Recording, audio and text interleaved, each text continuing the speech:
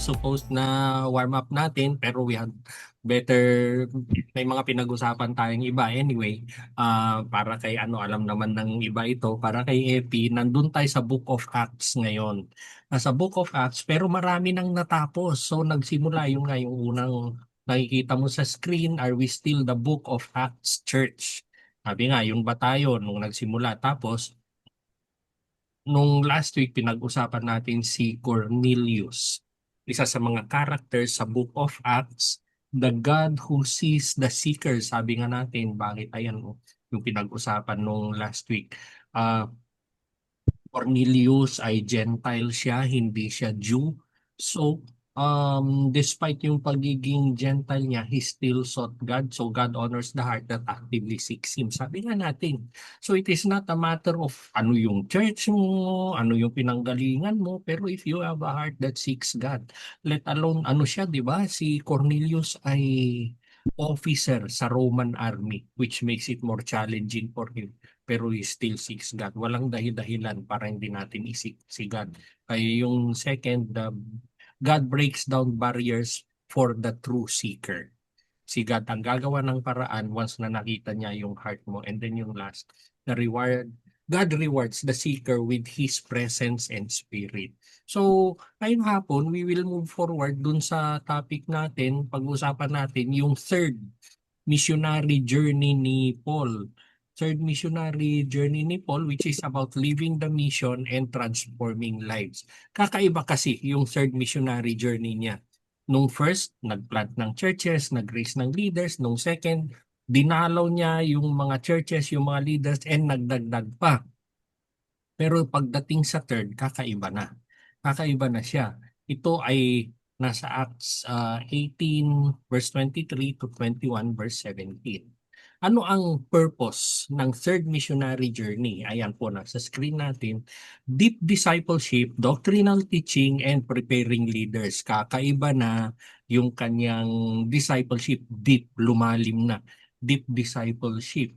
Tapos yung Acts 20 verse 28, nakikita natin sa screen, nakasulat doon, be on guard for yourselves and for the flock of which the Holy Spirit has appointed you as overseers. Okay, doon muna tayo. So, meron ng churches, meron ng leaders, pero ang instruction sa kanila na ngayon ay bantayan nyo, ingatan nyo sila.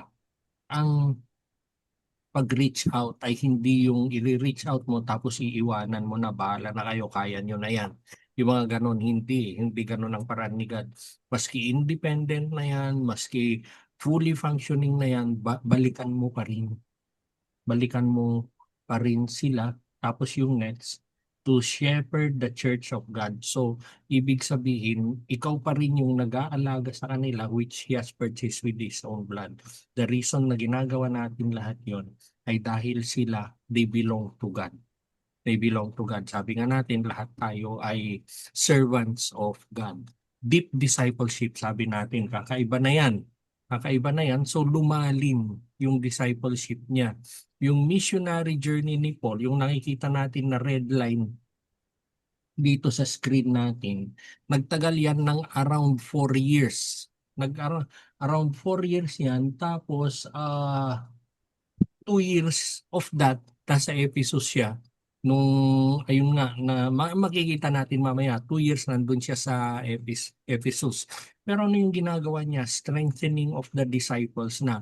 Meron ng disciples, pero strengthening. Kasi maraming challenges, tapos maraming issues, maraming kumukontra. So pumupunta si Paul para tumatag sila.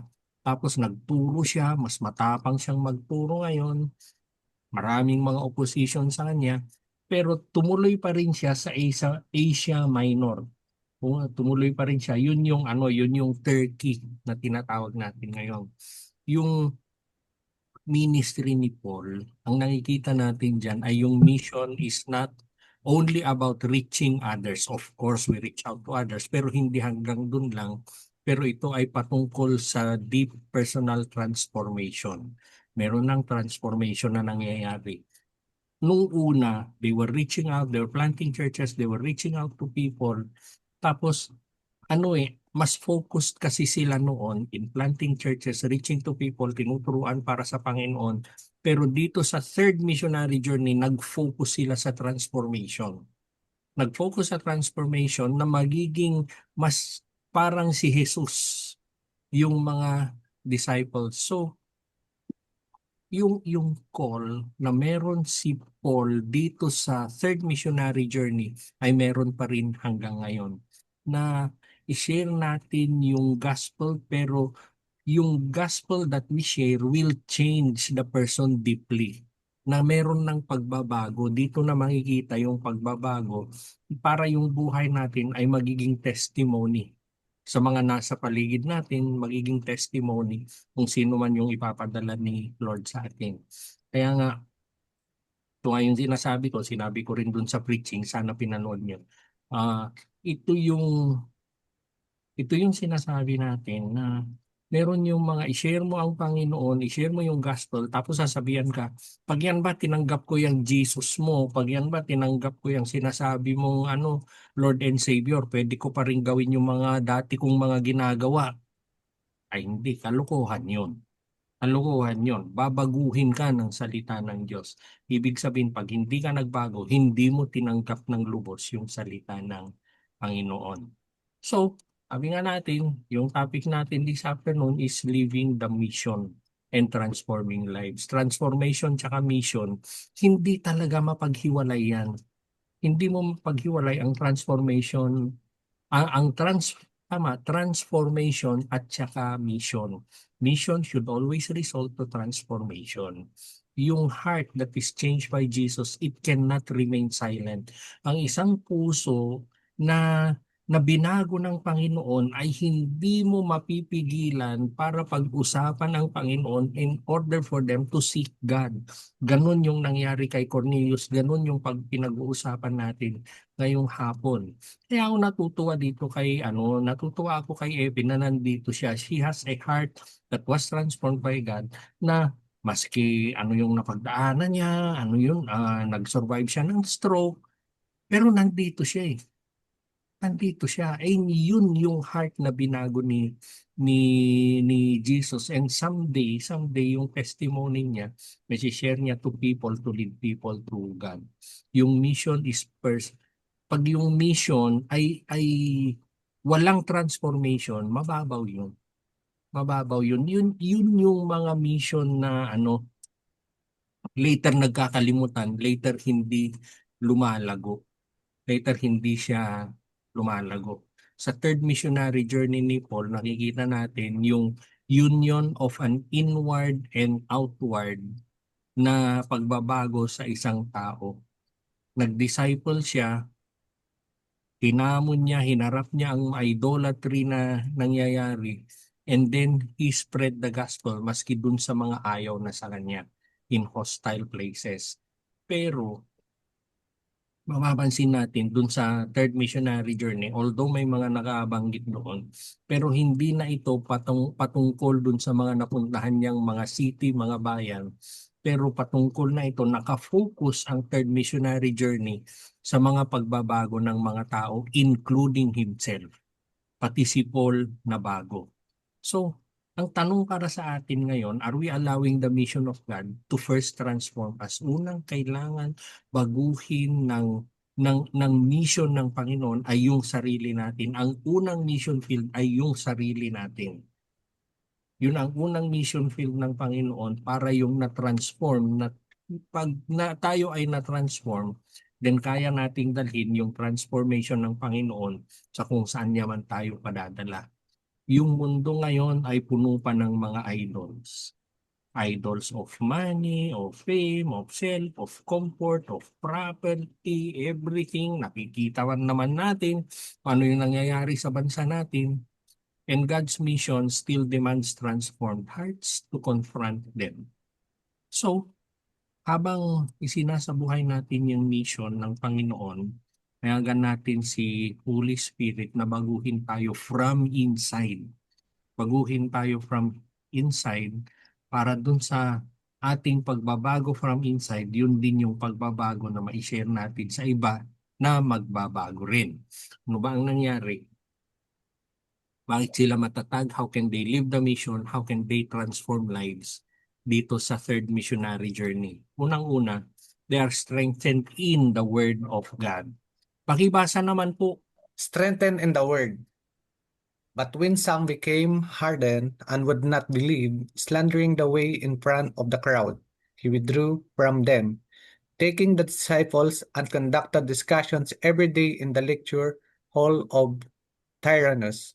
This went on for 2 years, so that all the residents of Asia, both Jews and Greeks, heard the word of the Lord. Acts 19, verse 9 to 10.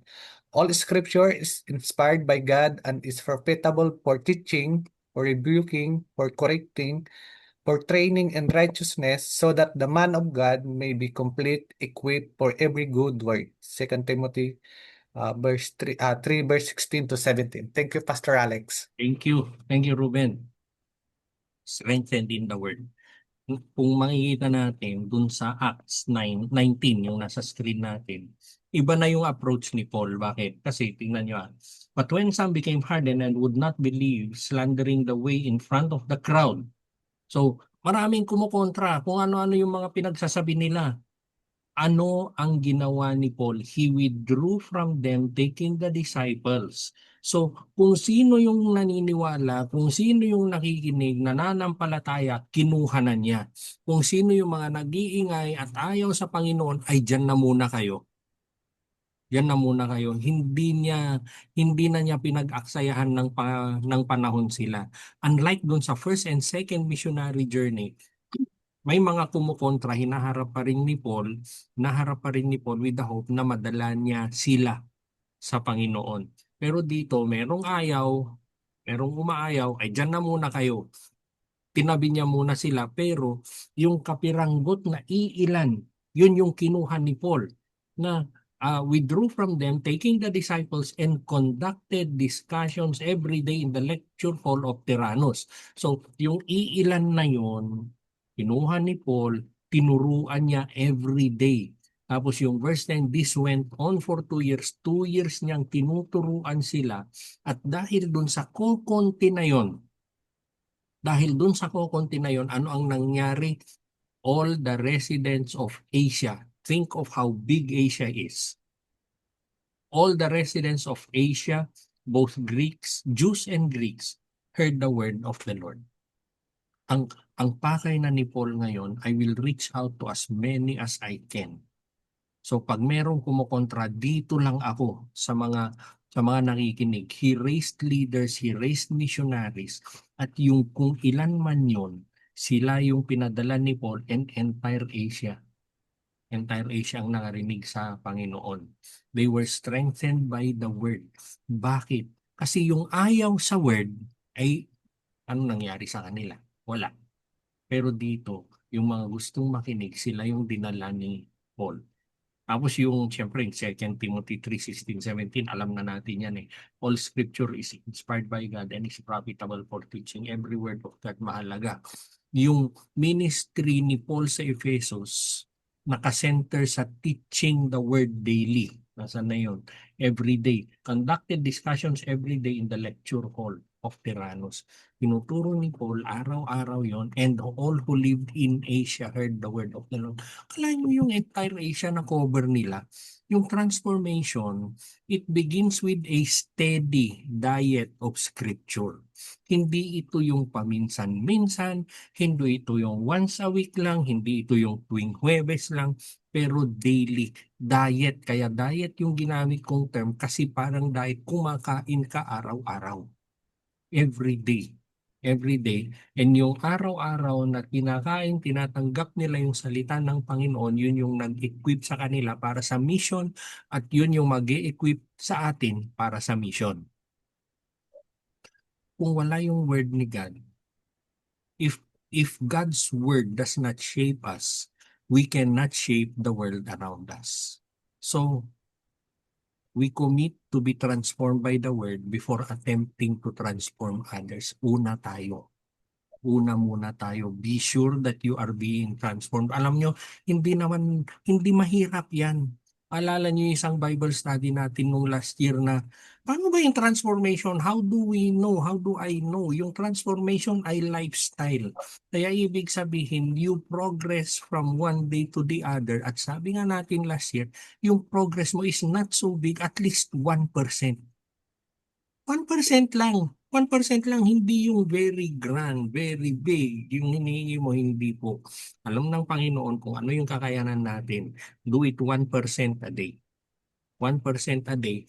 At the end of 1 year, almost 40 times ang progress mo na. So, we commit to be transformed every day and let the scripture mold your character to fulfill your mission. Payagan mo yung salita ng Diyos na tinatanggap mo, pabayaan mong mabuhay sa iyo. Kung panoorin niyo yung preaching video na binigay ko, makikita niyo doon, mababasa niyo doon na ano siya eh, na anong tawag doon? Yung inexplain ko na yung salita ng Diyos ay buhay. The word of God is alive, sabi nga sa Hebrews 4. The word is God is alive. Of all the faith that there is, yung Christian faith lang is the faith that says that the word of God is alive. Yung iba, it is truth, it is guidance, yung mga ganun lang sinasabi nila. Pero no one says that it is alive. So, yung tinatanggap mong word of God, let it live in you. Let it live in you. Wag mong pigilan yung transformation na ginagawa sa iyo. So, anong sa atin? How can you deepen your daily intake of scripture so that it fuels both your growth and your mission? Ano yung pwede mong gawin? Ano yung pwede mong gawin sa pagtanggap mo, sa pag-approach mo, sa pag, pagbasa mo sa scriptures para babaguhin ka? Babaguhin ka. Next is confronting idols. Mahaba yung kwento. Ikwento ko na lang. Kwento ko na lang. Ito ay nangyari sa Ephesus. Tapos yung una nga,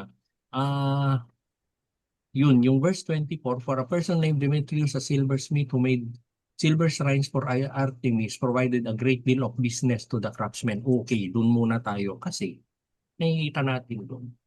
Yung Diyos nila ay si Artemis. Nagturo si Paul doon sa kanila, tapos meron ng mga naniniwala na mali yung Diyos nila. Tapos nakikilala nila yung totoong Diyos. Kaya sabi ni Demetrius, nanganganib na. Ano ang nanganganib? Nanganganib ang kabuhayan natin. Verse 24. Tapos pagdating sa 25, nag-meeting sila. Nag, nag-meeting sila, tinawag niya lahat yung mga gumagawa ng mga estatwa ni Artemis. Tapos nag-usap sila. Tapos yun nga, men, you know that our prosperity is derived from this business. Meron silang Diyos, our prosperity ay galing sa negosyo, hindi sa Diyos. Yun yung pino-point out ko. Iba yung sinasabi nila.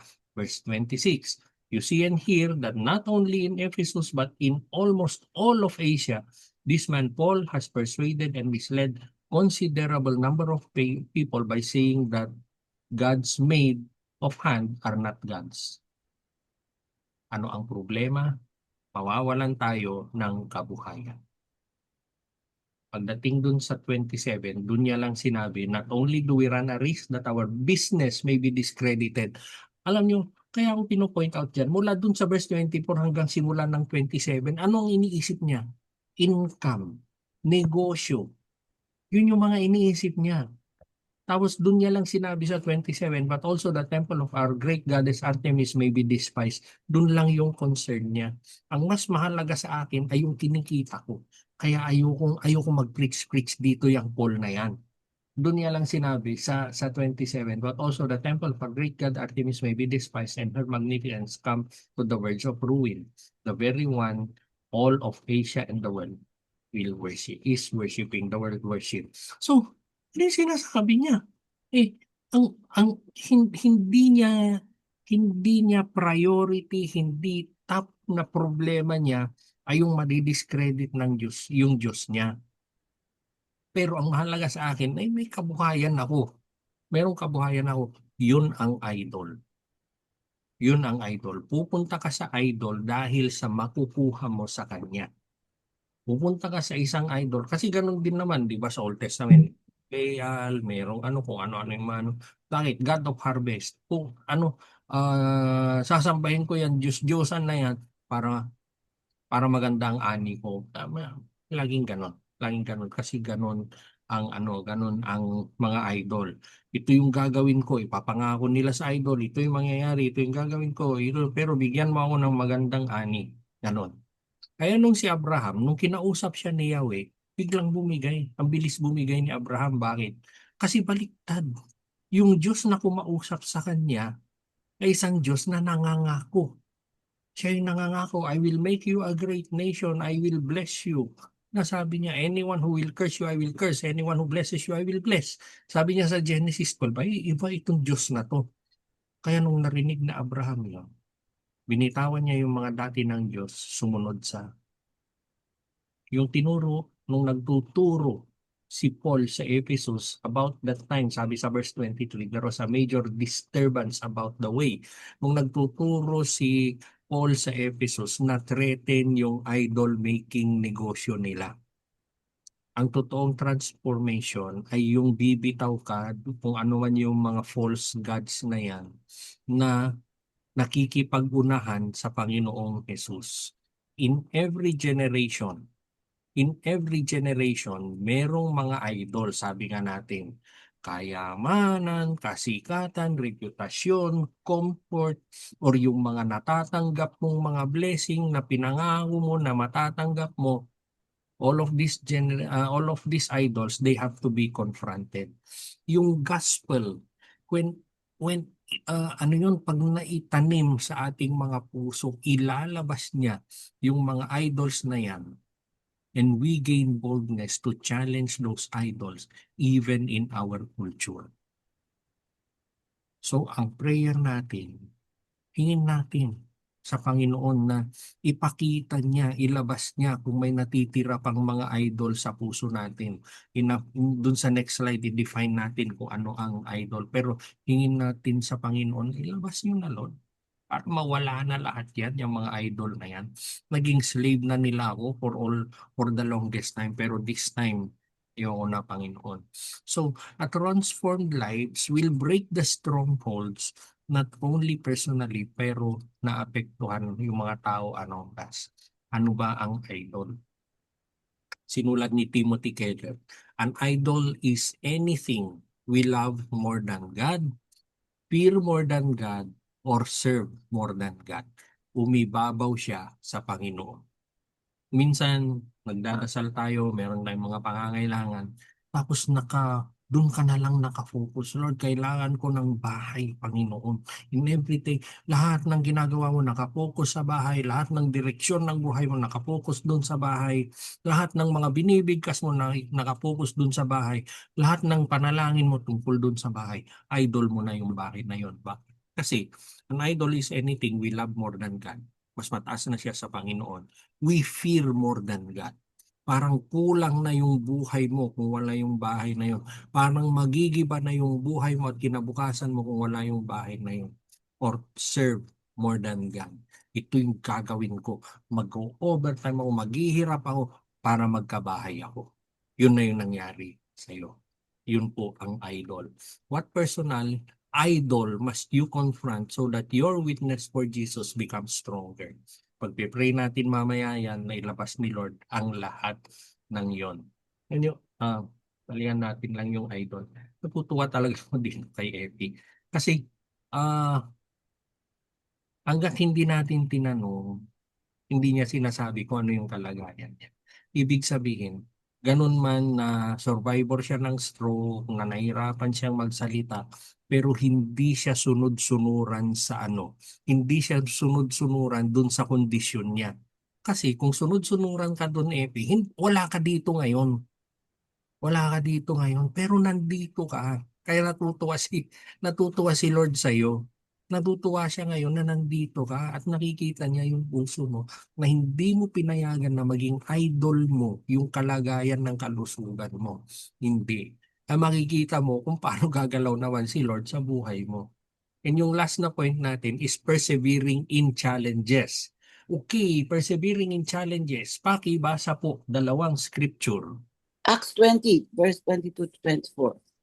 And now I am on my way to Jerusalem, compelled by the Spirit, not knowing what I will encounter there, except that in every town, the Holy Spirit warns me that chains and afflictions are waiting for me. But I consider my life of no value to myself. My purpose is to finish my course and the ministry I received from the Lord Jesus to testify to the gospel of God's grace. Philippians 3:13 and 14. Brothers and sisters, I do not consider myself to have taken hold of it. But one thing I do, forgetting what is behind and reaching forward to what is ahead. I pursue as my goal the prize promised by God's heavenly call in Christ Jesus. Thank you, Lord. Thank you, Pastor. Thank you. Nakakatuwa yung scripture, ano? Amen. Ano? Yung Acts 20, papunta na siya sa Jerusalem. Pabalik na siya. Pero alam niya na yung mga susunod diyan, yung next na missionary journey niya, ano na mamamatay na siya eh. Alam na niya yon. Pero ano yung sabi niya dito? Compelled by the Spirit, not knowing what I will encounter there. Alam ko may mga challenges na darating. Hindi ko alam kung ano yung magnitude, ano yung klase na challenge na darating. Pero dahil sinabi ni Holy Spirit, pupunta ako. Tapos verse 23, except that in every town the Holy Spirit warns me that chains and afflictions are waiting for me. Alam nyo, kasi tayo minsan pag sinabihan ka na ito yung mangyayari, ito yung ganun, ay pagpe-pray natin, Lord, ilayo mo na ako dyan. Lord, wag na lang, wag na dyan. Ganun yung pinagdadasal natin, which is right. Hindi ko sinasabing mali yun. Pero there are times na ipapadaan ka ni Lord doon for a purpose na ikaw yung makikinabang o may ibang tao na makikinabang. Meron tayong mga challenges, yes. Sana tinanggal na ni Lord lahat. Pero bakit niya tayo pinadadaan dun sa sa mga challenges na yon? Pero despite all of those, hindi ko alam ang mangyayari, sinasabi ni Paul. At meron pang warning sa akin, sabi niya, verse 24, I consider my life of no value to myself. Doon muna tayo. Kasi my purpose is to finish the course and the ministry I received from the Lord Jesus. Bakit? Kasi ano ang purpose ng buhay mo? Ano ang value ng buhay mo? Kasi dito, ang sinasabi niya, hindi na mahalaga ang sarili ko sa sarili ko. Pero ang mahalaga sa akin ay magawa ko yung pinapagawa ng Panginoon. Ang bawat isa sa atin, merong pinapagawa ang Panginoon. At sabi ni Paul, yun yung mahalaga para sa atin. Merong few years ago, merong commercial ang Nescafe. Ano yung sabi niya? Para kanino ka bumabangon? Sabi dun sa commercial, siyempre yung sinasabi dun yung kape, no? Pero try mo tanungin ang sarili mo ngayon. Para kanino ka bumabangon? Para kanino ka bumabangon? Kasi ang sabi ni Paul, my purpose is to finish my course and the ministry I received from the Lord Jesus. Hanggat bumabangon ka, hanggat ginigising ka ng Panginoon, bawat araw meron siyang dahilan sa buhay mo. Meron siyang dahilan sa buhay mo. Thank you, Epe, na nandito ka. Hanggat ginigising ka ng Panginoon, bakit kanya pinagaling? Kasi meron pa siyang purpose sa buhay mo. And ano yung purpose natin lahat? To testify to the gospel of God's grace. Maging saksi, maging testimony ka sa kabaitan ng Panginoon. Alam nyo yung sinulat niya ito. It never said na para maging to testify to the gospel of God's grace. Hindi kailangan na maging expert ka sa Biblia, hindi kailangan maging theologian ka, apologist ka, hindi. Pero alam mo kung ano yung ginawa ng Diyos sa buhay mo at yung ginawa ng Diyos sa buhay mo na yon, yun yung testimony mo. Hanggat ginigising ka ng Panginoon every morning, then He has a purpose for you to be a witness for Him. Ang bawat isa sa atin. Anuman yung kalagayan mo, anuman yung napagdaanan mo, pero nandito ka ngayon, yun yung dahilan, yun yung purpose na ginigising ka ng Panginoon, it is to be a witness for Him. Kaya doon sa Philippians, nung sinulat niya yung Philippians, in parallel yan doon sa sa Acts 20. So anong sabi niya? Brothers and sisters, I do not consider myself to have taken hold of it. Niya sinabi yon. Kasi ang dami na niyang nagawa. Ang dami nang nagawa ni Paul na siyempre ang tingin ng tao sa kanya, ay siyempre ang galing-galing nito, super apostle. Parang mga ganun ba? And we tend to see people that way. Pero ang sinasabi niya, do not consider myself to have taken hold of it. Hindi pa. Hindi ko pa naaabot yan. Hindi ko pa naaabot yan. Hindi mo maaabot na makilala mo ng lubusan ang Panginoon. Yes. Pero habang ginagawa mo, ang pinapagawa ng Panginoon ay ine-equip ka niya. You are getting better. Pero, next statement. But one thing I do, forgetting what is behind and reaching forward to what is ahead. Ito ay isang exhortation para sa atin na forgetting what is behind. Bakit? Kasi hanggat iniisip mo yung accomplishments mo, ay baka maging yun yung idol mo. Baka yun yung magiging magpapatakbo sa buhay mo. Hindi po. Hindi po. Oo, nagawa mo na yun, pero nagawa mo para sa Panginoon and the glory belongs to God. It does not belong to us. The glory belongs to God. Kaya pag naibigay mo na yung glory sa Panginoon, next na naman, next assignment, Lord, sige, saan pa tayo? Saan yung susunod, Panginoon? Verse 14, I pursue as my goal the prize promised by God's heavenly call in Christ Jesus. Ang ultimate prize ay si Jesus. Ultimate prize natin. Ano yung pinapagawa niya? Ano yung challenges? Ano yung interference, yung disturbance, yung noise? Ano lahat yon? Pero ang ultimate prize ko ay si Jesus. Kaya itutuloy ko to. Ano man yung mangyari. Maraming paghihirap ang dinaanan ni Paul, pero he was declaring na yung buhay niya is worth nothing except finish the race and to testify to the gospel, sabi nga niya. So, ano ang sinasabi ni Paul? My life is only worth for the gospel. At hanggat nandito tayong lahat, yung buhay natin ay patungkol sa gospel ng Panginoon and to reach out to other people. The gospel that you receive, the gospel that transforms you, the gospel of Jesus Christ, ay yun din yung sineshare natin sa iba. Kung ano yung nangyari sa buhay mo. Na ito yung dahilan. Kaya nga Nescafe, ito yung dahilan kaya ka bumabangon bawat araw. Transformation shows itself hindi lang dun sa mga masasayang mga pangyayari sa buhay natin, pero pinapakita niya rin ang transformation, nakikita po natin dun sa mga pagsubok na pinagdadaanan natin. Perseverance shapes our character and keeps us faithful in mission. Si Jesus ay yung prize natin when we endure the setbacks that we face and continue impacting lives. So anong ibig sabihin nun sa atin? Do not give up in the face of resistance. Oo, masakit. Oo, challenging. Hindi madali kung ano yung mga pinagdadaanan natin, yung mga ano yun, hindi madali yung mga pinagdadaanan natin, yung opposition na pinagdadaanan natin, masasakit na salita, hindi po madali lahat yon. Sakit, hindi madali ang may stroke. Pero move on tayo, tuloy-tuloy pa rin tayo.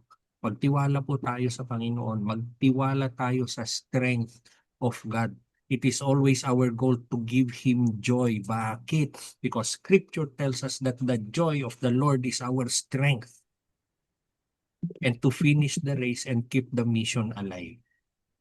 Kaya nga, sabi sa Scripture, I can do all things through Christ who strengthens me. Yung sinulat niya sa Philippians yun, ang hugot niyan ay napakaraming challenge. Ang hugot niyan, pag tinignan natin yung context niyan, alam ko kung nagkukulang, alam ko kung paano ang maghirap, pero I can do all things through Christ who gives me strength. Nagsisimula in being content kung ano yung kondisyon. And kung ano man yung kondisyon mo, ay itatawid mo. Bakit? Kasi the joy of the Lord is your strength. So, we ask ourselves, how is God calling you to persevere in mission despite current challenges? Lahat tayo may mga challenges tayo. Lahat tayo merong humahamon para i-share natin yung gospel, para sabihin sa atin na huwag na lang. Pero paano ka magiging matatag sa mga challenges na yan? Try to think of it. Try to think of it now. Tingnan natin, topic natin, living the mission and transforming lives. Ano yung mga pinag-usapan natin? We are strengthened in the word, we confront idols, and persevere in challenges. Ayan, ano yung mga ano natin ngayong hapon, ano yung pwede nating pag-usapan. Mag-plenary na lang kayo. I-stop share ko mamaya. In what ways can I allow God's word to transform me daily, so I can impact others effectively? Tapos ano yung naka-impact sa atin personally sa Bible study natin ngayon. Ayun. Thank you, Ruben. Thank you, Tita Do. Meron ka ring kopya nito. Stop share ko na. Okay na, Ruben? Thank you. We'll help you find a language translator. Can you send a message to me through Facebook Messenger? You can see my name on the screen. Will help you find a language translator, a real-time language translator, so you could use it. But Okay, sir. what we will do from this point up to the time we end our Bible study, we will be speaking in English for your sake, so you could follow us. Anyway, we're ending. We're about to end it. Thank you, sir. I'm grateful, sir. Okay. And don't call me sir. Hello. Don't call me sir. You could call me by my name. You could call me brother, and that would be perfect. Thank you, bro. Ayun po. Okay. So, thank you everyone. Thank you for everything that you shared. I was listening. I was listening when you were sharing. Kaya ayan. Okay, I will share screen again. So these are the things that we talked about, and then the points that we had, and this is what you processed during your breakout sessions. Anyway, so we have learned tonight, this afternoon, that the third missionary journey of all, it is a reminder for us, and we will never forget that missions and transformation are inseparable. Missions without transformation is dry and is bound to die. And transformation is always started through missions, whether it be the mission field of yourself, the mission field of your neighbor, it is always a mission field. Paul preached, he confronted idols, he endured hardships, and because of that, Jesus transformed his life. It started with Paul. He was first transformed, and then he was able to convey the same transformation to other people. Today, the call remains the same. And as you said, Bayo, we will allow the word of God to strengthen us, allow it to confront idols that entangle us, and persevere despite our challenges. Transformation does not happen overnight. Transformation is a lifestyle. It happens every day. And like our Bible study last year, we said that any progress that we have will be at least 1% better each day. So small, but the results will be so big. But we will not aim for something so big, but let our transformation be one step at a time. The Bible says, the book of Isaiah says, precept upon precept. It says, brick upon brick, precept upon precept. It says in the book of Isaiah. So it means it's not something big, something fast, but it is something according to the pace that God gives us. As we persevere, our lives will shine as testimonies of the gospel's power. The mission of God is not hindered by our weaknesses. It will not stop.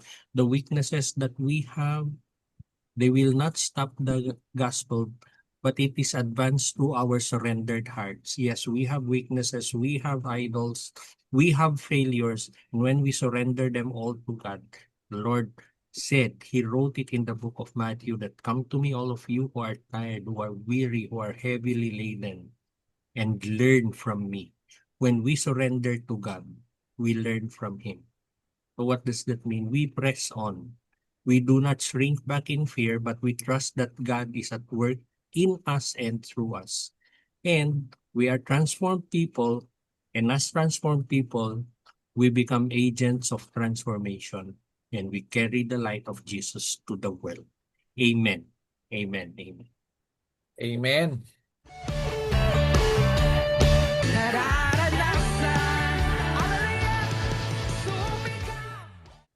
Lord God, we thank you for this afternoon. We thank you for being with us and your presence being with us.